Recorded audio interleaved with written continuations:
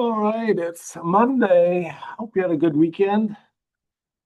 Uh, it was my older brother's birthday this weekend, so we went to a cabin. He has a house next to our cabin. Um, and it's nice. It was his birthday, but he cooked food for us, so it was kind of nice. Uh, so what are we going to do this weekend? We're going to start looking at procedures. Just a quick note, it's advisement week, right? So you're probably meeting with your advisor to decide on classes for the spring there. So if you're a computer major, you're in Java 1 here, Programming 1. Programming 2 is a good obvious choice there. Now, not all computer majors or programs need to take Java 2 there, but if you're in computer science or you're going into software development, you should take Programming 2 for that. If you haven't had computer architecture yet, you should be probably taking that also or looking at that. It's offered in the spring.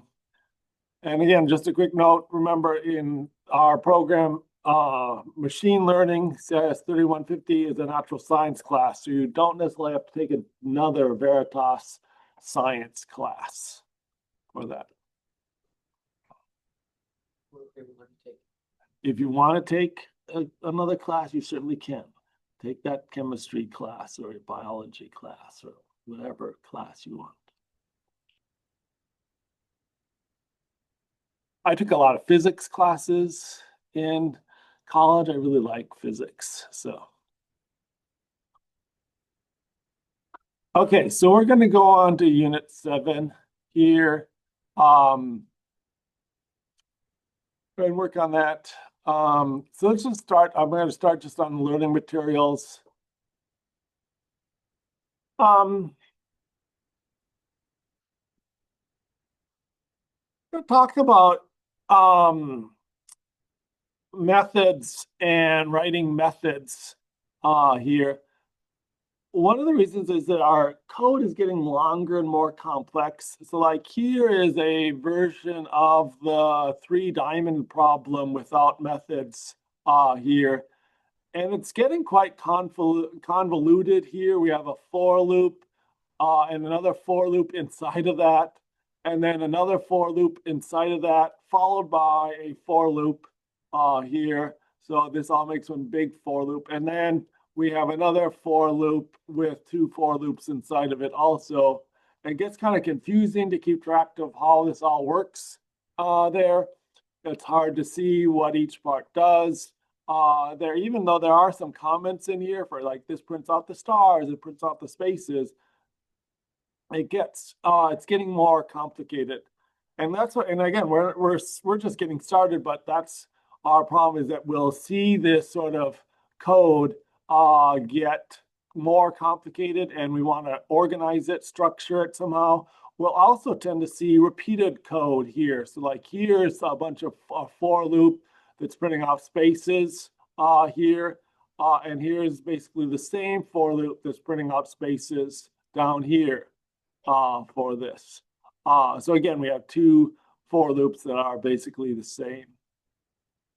If you're in CS principles and you do block programming, one of the things we often do is define a procedure or a my block, depending on what environment, where you take a bunch of blocks and you put it into its own block and give it a name, and then you can just use that block. That's basically what a procedure is. In Java, we'll take some code, put it in its own location and give it a name, and then call it by that name for that.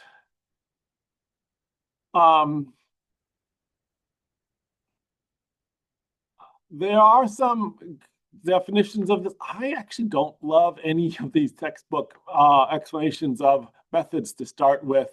Once we get into parameters, I'll want to go and talk about that. But I'm going to just skip over the beginning ones and do the hokey pokey example instead.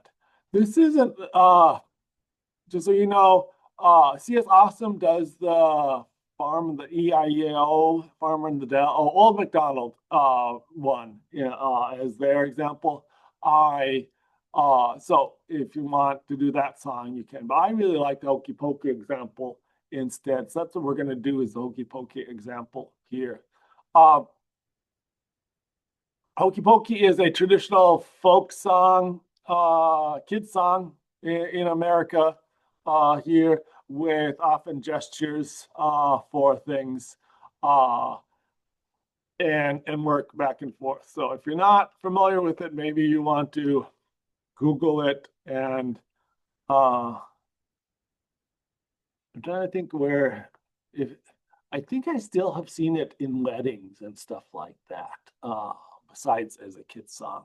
So, okay. And again, you can download a complete version of this if you want for this. So if I wanted, I could just grab this one version and go over here again and download the whole version with all the different subversions in GitHub. So I can go over here to, I have to get a different project here, like here, Teams, Git, clone, paste my Hokey Pokey here, and I can load that all up here and open it up.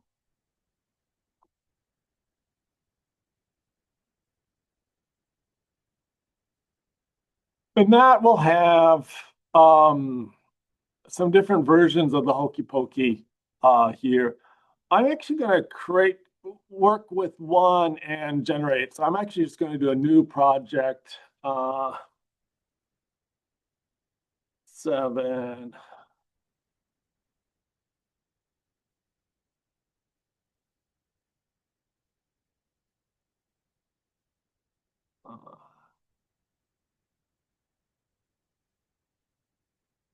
Oops, I always do this. I put the name in too early, so I have to put the name in here.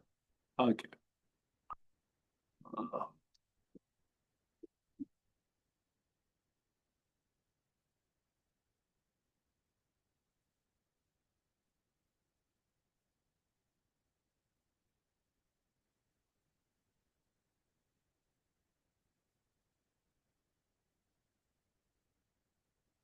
Okay, so now I've got this, and I'm just going to take this Hokey Pokey without any methods and just look at that. So I'm going to take this full song of the Hokey Pokey without any methods and walk you through how we would add methods to that. So I'm just going to take the main method and paste it in here.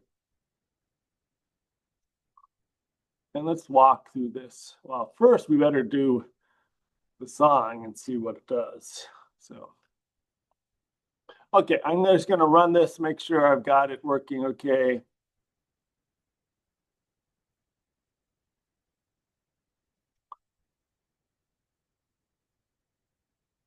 So the Hokey Pokey goes, you put your right foot in, you put your right foot out, you put your right foot in, check it all about. You don't go pokey, you turn yourself around. That's what it's all about.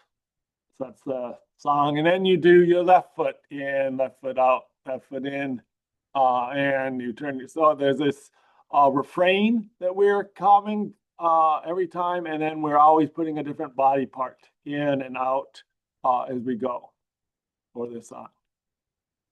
So that's how the song works. So how do we do that? It's just a bunch of print statements here for this. So our first verse is the right foot in, right foot out, shake it all about. And then we do our refrain here. And then we do another one.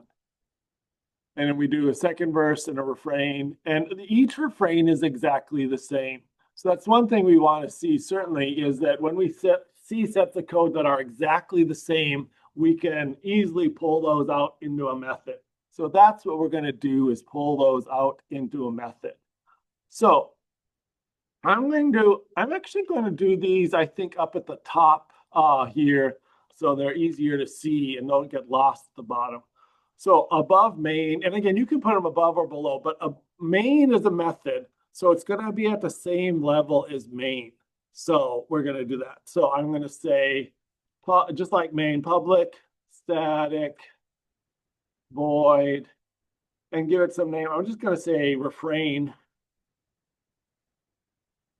and then parentheses. We'll eventually put in what we call parameters in here in this area here. But good. And then we start our brace for it. So very similar to main here. Eventually we'll get rid of the static. We won't need that once we get, we'll use this mainly in this class, but once you get into Java 2, you'll stop using static here. For public, we'll talk about public and private, and inside a class or an object like this, what parts do you want to make public or private? But for now, we'll just make everything public because it'll be easier. But eventually, that part of those will be, sometimes we'll say, oh, we want this to be private, only available in our class. And other times we'll say we want this public, so code outside this class can use this here. So, and then void, we'll talk about return types. And this, in the next couple of days, we'll start changing this and what the void means sometimes. But this is kind of our template for it.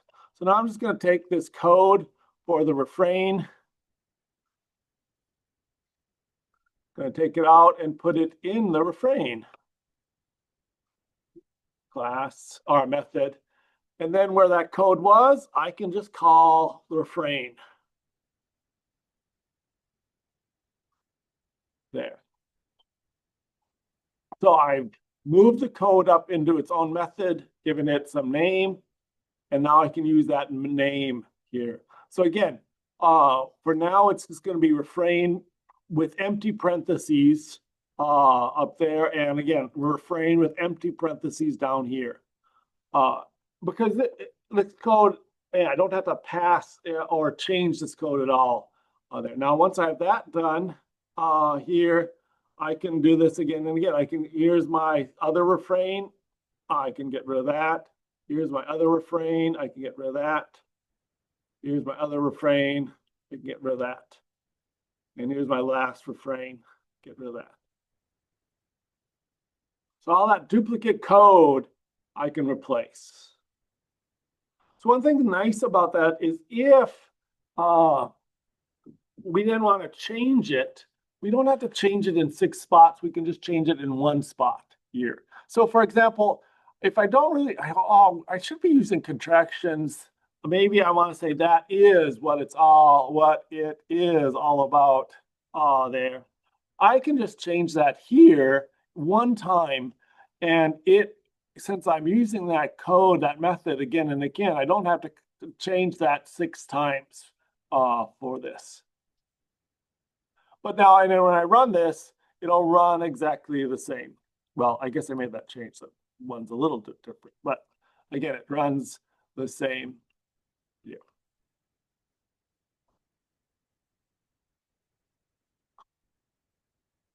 So questions on how to use a method like that?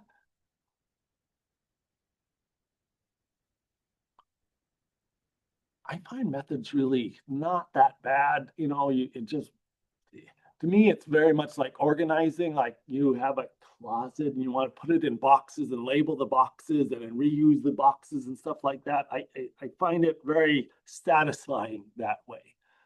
We get organized. So let's do some of these other ones.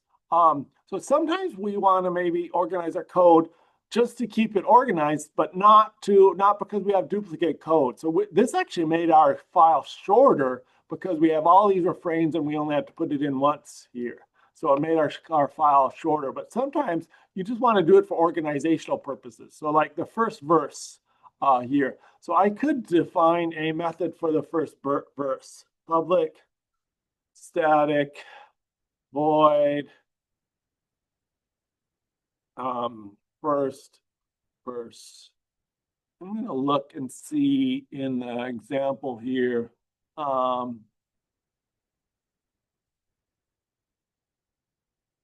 What I did. Okay, yeah. I'm going to change that, I guess. Oh, well, we'll do it. It's a little different in the other example. I call it verse 1, but I'll do it this way. Doesn't matter. First verse here, and do that. So I have my method, public static void, the name of the method, empty parameters, and then brace is here. And again, so I'm going to take this code for the first verse, cut it out, and put it up there. And then down where it was, I'm just going to say first verse. And then I do my refrain. And I can do that for my other verses. I can say public static void second verse.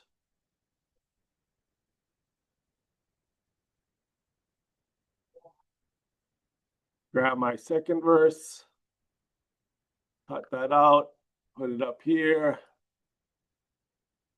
and call that here.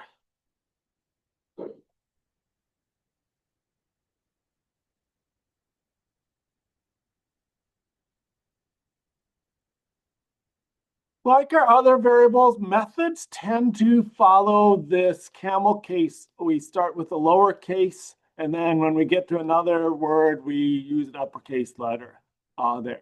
Just so you know, later on you'll define classes. Classes will tend to be uppercase to start with there. So start with uppercase, and that's often what differentiates a class from a method is, you know, as far as naming conventions. So again, generally when we name these like variables, we'll name them with starting with a lowercase letter. So now our methods, you know, our setup is getting a little better here. We've got first verse, second verse, third verse as we go. And you can see the main method is getting, I just like the way it looks here.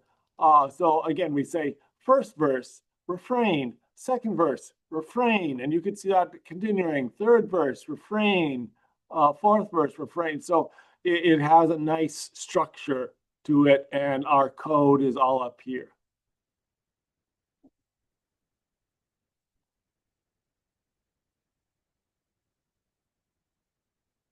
Isn't that exciting? Isn't this an exciting day? You get to learn procedures there. Okay. And you're saying, Tom, second verse and first verse, they look almost the same. Can't we make one of these instead of two? So what is the difference? The first verse, we say, we print out, you put your right foot in, you put your right foot out, you put your right foot in, check it all out. And then the second verse is left foot, left foot, left foot. And later on, we'll do right hand. So there'll be different body. And again, in here, we often do different body parts here. So is there a way to do that? So I'm going to jump back into the learning material and talk a little bit about parameters here.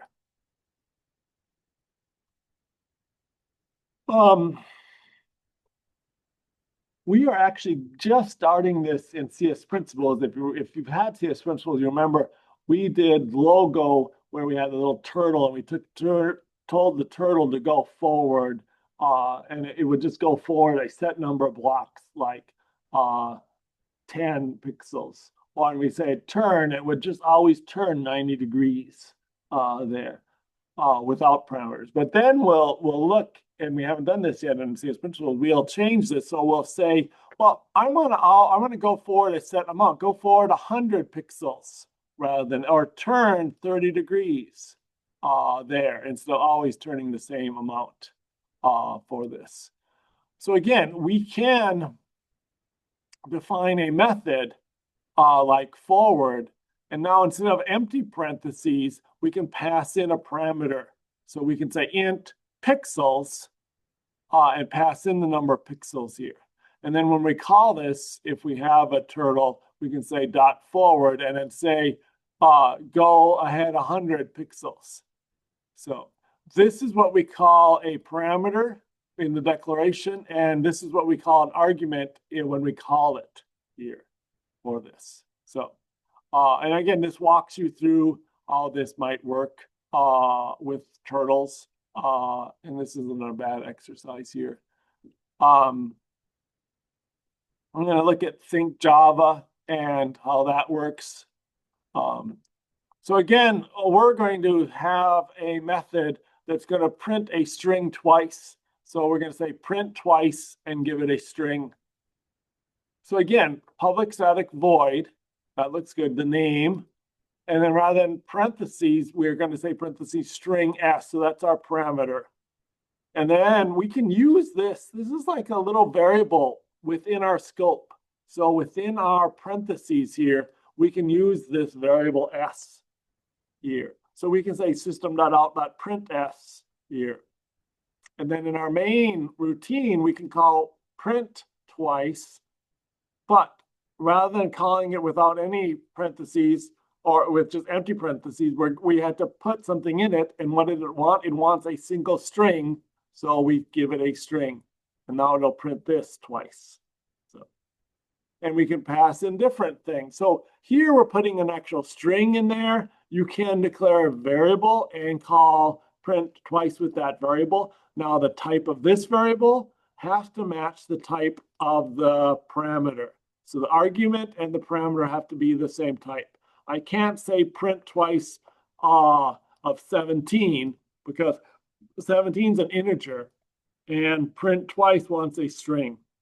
It doesn't do any conversions generally there. So this will give me an error. If we have multiple parameters, we can list them. So if we want to print out the time, we can give it the hours and the minutes. And here, there are integers instead of strings. And then we're printing out the hour, a colon, and the minutes here. And then we can call them with variables here. In Java, the order, it's matters. So if we say hours and then minutes, then when we call it, we have to pass in hours and minutes. It ignores the actual variable names or stuff like that for this. We have to just call it, it just, whatever's in the first parameter is passed up. The first argument is passed to the first parameter. The second argument is passed to the second parameter for that. Now, there are other languages where we label the parameters better, and when you call them, you can say you can give them different names. There are some languages, and even Java, you can have optional parameters and stuff like that. So there's a bunch of other parameter rules, but in Java, generally, it's order. The order of the parameters matters, and you have to look at that here.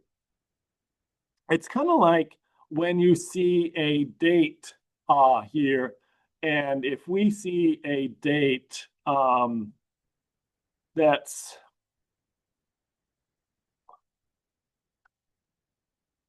(10/13/25),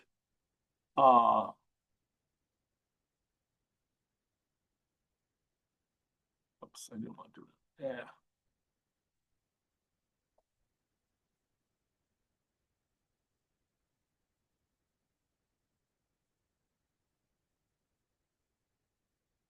So if you see that date, 10/13/25, there's an order and in the US, there's a set order, month, day, year, right? And again, here, well, obviously, 13 can't be a month here, and 25 can't be a month. So you got, but there are times where this would match. So if you see 10/3/25, you think month, day, year. That's the ordering, right? But you have to realize, right, there are a lot of countries where that's reversed. It's day, month, year. So again, we have to make sure we're in agreement on what the order is here. So similar here, if we just have to agree, okay, we're going to give it hours and then minutes or whatever the order is. That's going to be important. Okay, so let's go back to our code here. So rather than writing a first verse and second verse, I'm going to make a generic verse here. Oh, I'm just going to say verse.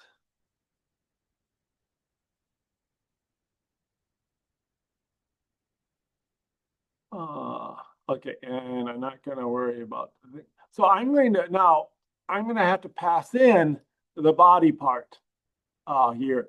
And what is it going to be, an integer, a double, boolean, or string? So it's part of a string. So I'm going to pass in. So inside here, I say string and give it some name. I'm just going to call it a body part.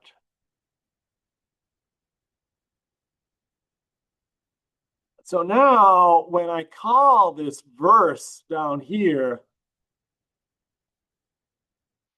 I'll say verse, and I have to, inside the parentheses, I have to pass in a body part, like right foot. So I'll call the verse with a string. That string, so we go up to that verse, and we take this string, right foot, and we initialize body part with right foot there. So now this body part has that. So now in my code here, rather than saying right foot, I can use this string. So let's see, I have to end the string, concatenate the body part variable, and then concatenate the rest of the string. And same here, I want to end the string, put in the body part,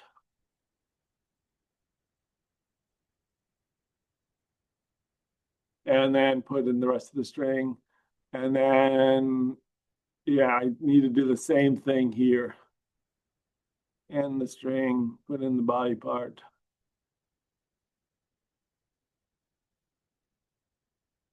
There. So now this verse will work. I replace this first verse with this here. And so I can actually get rid of this one because I can call it with right foot. Now the second verse, again, where the body part is here. So I can use this same verse. I can just call it, rather than calling second verse, I can just call verse with left foot. So I'll take left foot, go up to verse, and initialize body part with left foot and say, put your left foot in, put your left foot out, put your left foot in, check it all out. And that is the exact same thing as second verse here. Left foot in, left foot out, left foot in, shake it all about. So I don't need this anymore. So I've replaced these two methods with one more generic method for this. And I can use that in all of my, anywhere I want now here. So if here's my third verse, I can just say, okay, do the verse with, what is this, right hand. And then I don't need this code.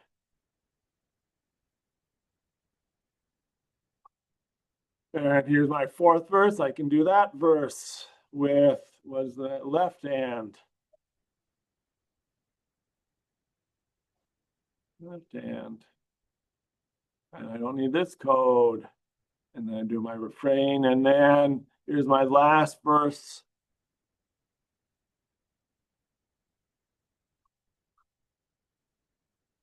Whole self.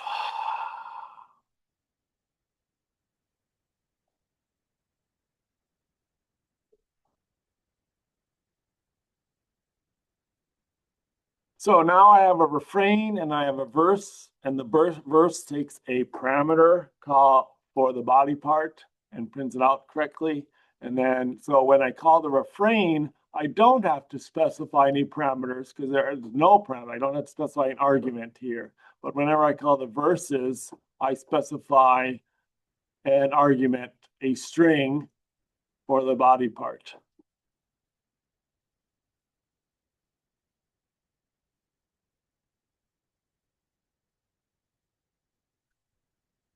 I could have done this different. I could have passed in two parameters, one for like the left or right, and then one for the actual body part. So I say pass in right and arm. But I decided so it doesn't apply like whole self. There's not a left and a right. there.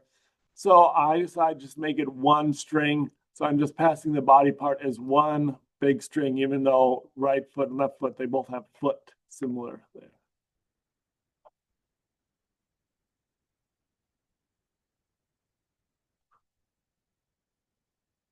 Any questions on that? So that's what we're doing a lot is these methods. We'll define methods. Some things to watch here. So we have our class here, goes down to here, and then we'll have our methods. And each method is separate. You don't put a method inside a method. And now the main is just a method too. And again, I can put these anywhere. So I put them up here. I can move them down below. I can cut them out and they could be, and a lot of people like, after the main, I can put them down here.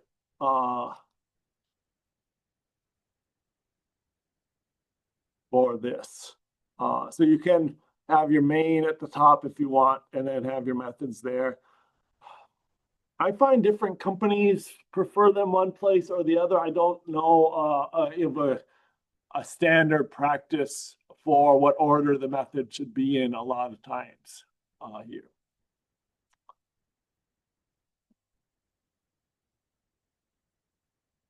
Okay, let's go back and talk. So we went through this hokey pokey example here.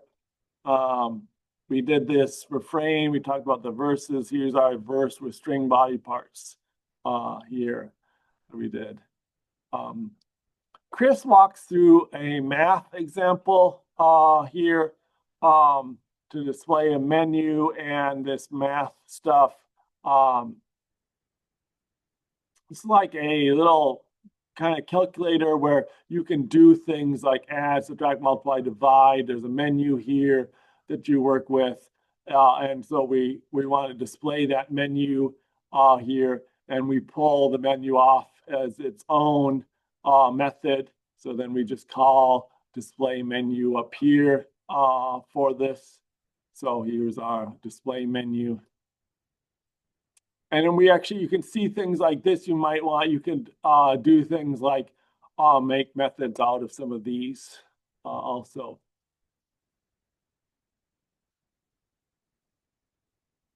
Let's talk a little bit about returning a value here. So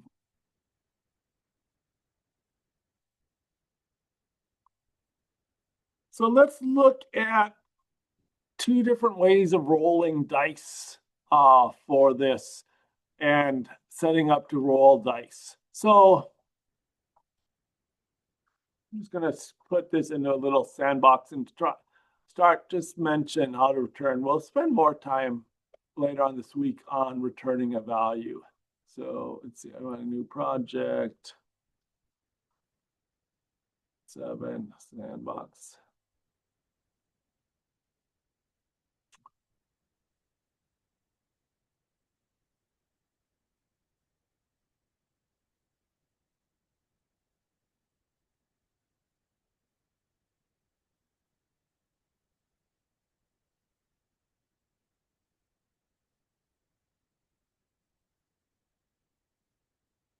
So let's say we wanted to roll 6 dice and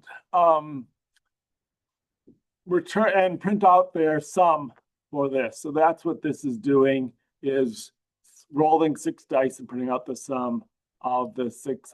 Rolling 3 6-sided dice and printing out the sum. And then so every time we run this, it should give us a different value here. So let's talk about some ways of setting this up in different methods for this. So one way would be to move this all into its own method here. So we could create a method for this.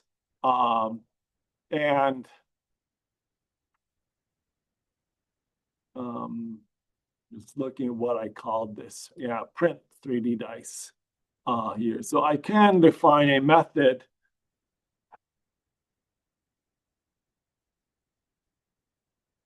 where I actually print out the results in the method here. And then I could just call this method in my main thing.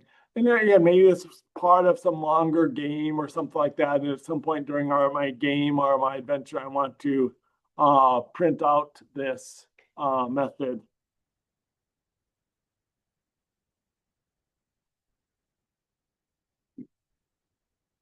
But what if, I use this in different areas? So like maybe at some point this is, let's do a game. And so maybe if the value, maybe this is my attack. And so I want to say that right now it just prints out 7. So I really want to say something like, you attack with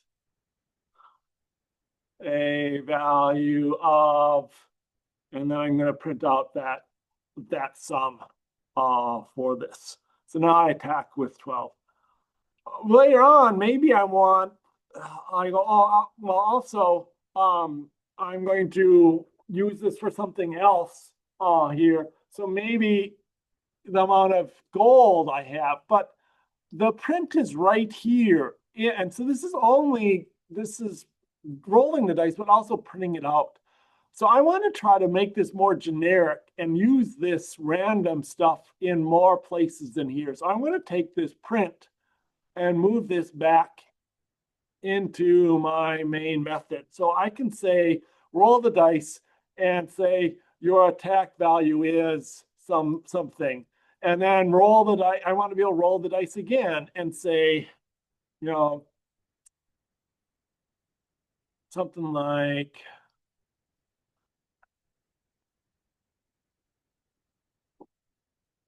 you found that much gold. Many gold coins or something like that. So I want to be able to call this multiplying. So I don't want to print out in this method, but I need the sum. I have the sum here. I need that back here. So how do I get that back here? So that's what my return value is that I need this integer to be sent back to my main method. So if it's an integer here, so rather than saying public static void, I will say public static int here, public static int. And then I will say return, oops, the next line, return the sum. And what that does is it'll basically make this call turn into an integer or return an integer. So now down here, when I call this, I can save it into a value. So maybe I can have int attack equals 3D dice here. And I can then print out my attack. And I can say int gold equals 3D dice. And I can print off the gold here.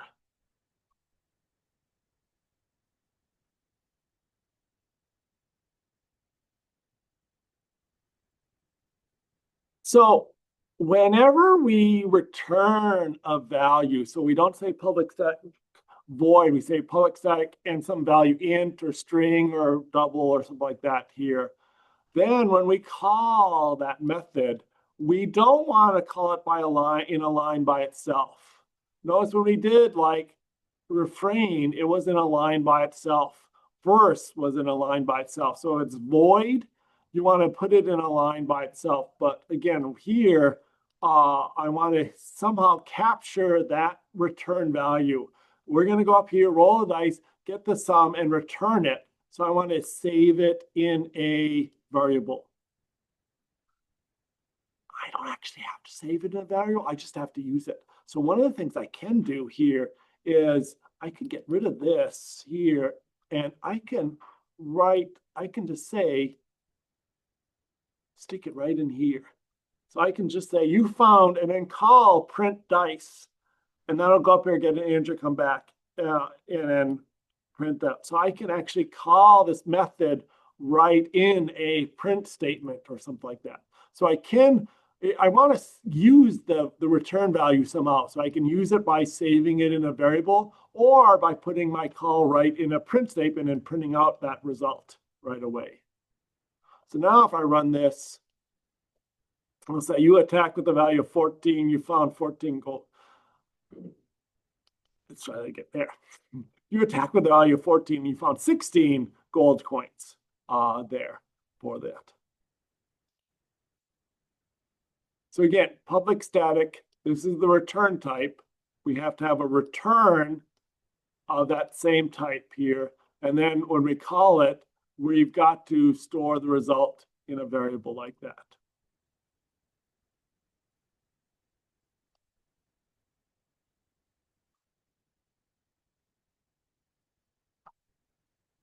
That makes sense?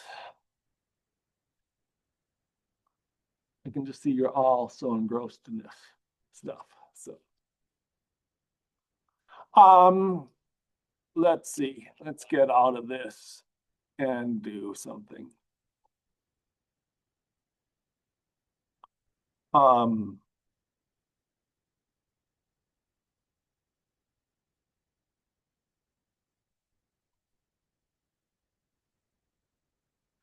And I'm going to wait on the weather stuff until the next class. What are you going to return multiple values? In Java, you can't. In Java, you can only return one value there. Now, you can return so once you learn how to do objects, you can create an object and you can have lots of stuff in the object. Then you can return a full object there, but you can only return one thing there. So it always has to be public static and then one thing here. Return a table.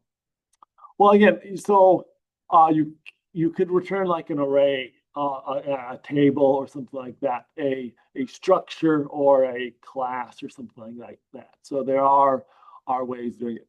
And again, what we'll learn is like here we'll learn in Java 2 that you can make classes. So let's say we wanted to return, we wanted to have someone's an employee's name and their date of birth. So two things that we can make what is called a class that stores employee information like their name and date of birth. And then we can create an employee and return that whole employee back. So now there are languages where you can return multiple things. So you could return some and maybe like die one or something like that. You could return two things. And then when you call this, you would say, you would keep track of them, the attack and some other value there. So some languages do allow you to return multiple values here, but not Java.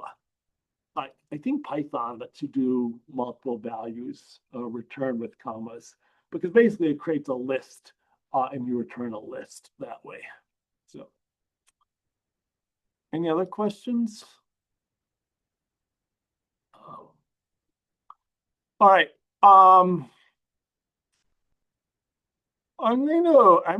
think we're just gonna, we got done early today. I think we're just gonna go. We're gonna do the weather program in class on Wednesday here. So I'm just gonna wait and work on that on Wednesday, and we'll talk about parsing and working with this some then. So I'm just gonna wrap up for the day here now. So again, I suggest you might want to start reading through some of these materials and practicing there for these. Okay.